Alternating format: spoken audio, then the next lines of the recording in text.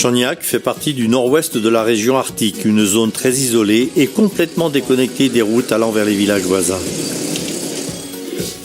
Voici Anthony Sherman, sa femme Irène et leur fils Izekia. Anthony, qu'on appelle ici Tony, a répondu à un appel de la Fédération d'Alaska et s'est installé à Shungnak en tant que missionnaire. Ma femme et moi sommes venus à Shungnak parce que c'est là que Dieu nous appelait. Nous avions animé une école biblique de vacances ici pendant un certain temps et nous étions convaincus qu'il était temps pour quelqu'un d'emménager ici. Et nous avions à cœur de le faire. Lorsque la famille Sherman aménagea à Shungnak, ils n'avaient pas d'eau courante et uniquement un poêle à bois pour chauffer leur maison.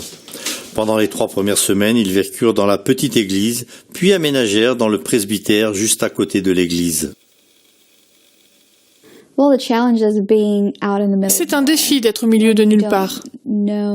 Quand tu ne connais personne, on connaît les gens ici, mais quand tu n'as pas d'amis et quand tu ne peux pas sortir quand tu veux, ou même quand je veux voir ma famille aux Philippines, je ne peux pas le faire parce que ça coûte tellement d'argent de voyager. Certains des défis que nous relevons sont d'ordre logistique. Il y a aussi le climat et les difficultés diverses qui sont présentes dans le village. Mais j'ai mon mari, mon fils, et j'ai Dieu avec moi. Cela a été une expérience positive pour nous aussi, parce que nous sommes au cœur de la volonté de Dieu. Pour être au cœur de la volonté de Dieu, il n'y a pas d'autre endroit où aller. Tony travaille à la clinique locale en tant que professionnel de santé. Ses collègues et lui sont les premiers à réagir face aux problèmes de santé et aux préoccupations des habitants du village. Tony et son équipe répondent aux urgences qui vont du suicide aux accidents de motoneige.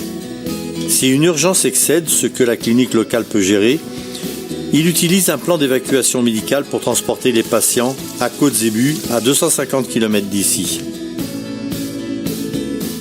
Grâce à sa situation, Tony est en mesure de gagner la confiance et le respect de la communauté. Il ne perd aucune opportunité de créer du lien avec les gens. En plus de notre travail à la clinique, ce que je fais comme profession ici, nous passons beaucoup de temps avec les gens et les personnes âgées.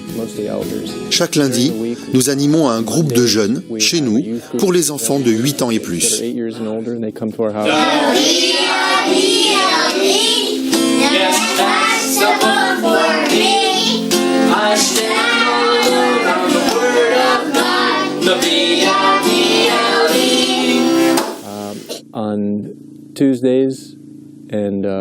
Pendant la soirée du mardi et du mercredi, nous essayons de rendre visite aux gens.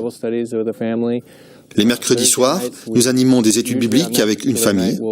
Les jeudis soirs, nous prenons nos instruments de musique et nous animons un moment de chant avec les personnes âgées de notre village. Et le sabbat, nous aurons l'école du sabbat pour les enfants. Nous allons essayer d'organiser des services pour les adultes. Le samedi soir, nous irons rendre visite à une autre personne âgée. Nous essayons de nous rendre chez les gens autant que possible.